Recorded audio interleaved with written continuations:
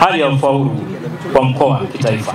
Mheshimiwa Mkuu wa Mkoa, kwa mwaka 2024 mkoa wetu umeendelea kufanya vizuri kwenye mitihani na pimaji za kitaifa. Kwa mujibu wa matokeo yaliyotolewa na Baraza la Mitihani la Tanzania kwenye pimaji zote, ufaulu wa mkoa wa Lindi upo juu ya wastani wa ufaulu wa kitaifa kama ifuatavyo. Lindi oye!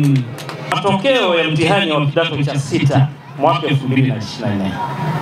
Mheshimiwa mgeni rasmi, katika mtihani huu kwa mwaka 2024, matokeo ya mtihani yanaonyesha mkoa umepanda kiufaulu kwa asilimia 99.94, ikiwa ni zaidi ya asilimia 0.41 ya ufaulu wa kitaifa wa asilimia 99.43.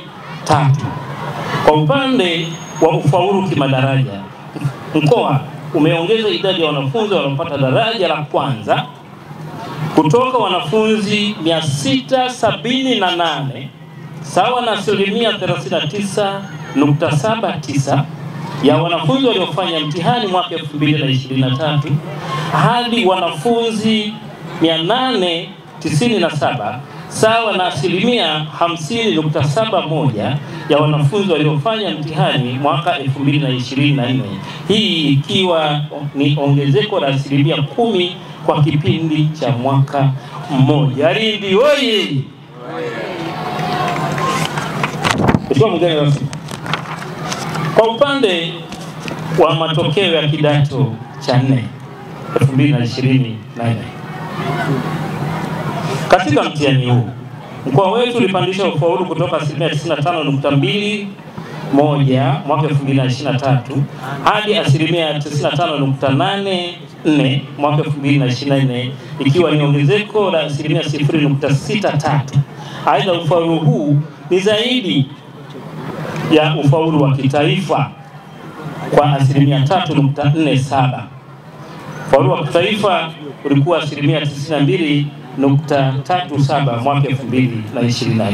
Kwa upande wa ufaulu kimadaraja, mkoa umeongeza idadi ya wanafunzi wanaopata division 1 mpaka division 3 kutoka wanafunzi 2778 sawa na asilimia 35.52 mwaka 2023 hadi wanafunzi 3049 sawa na asilimia 37.90 mwaka 2024, ikiwa ni ongezeko la asilimia 2.38.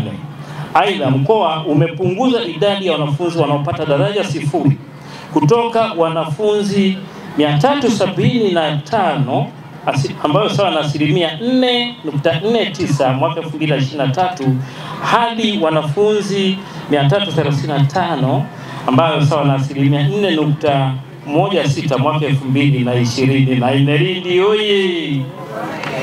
Sifuri zinazidi kupungua.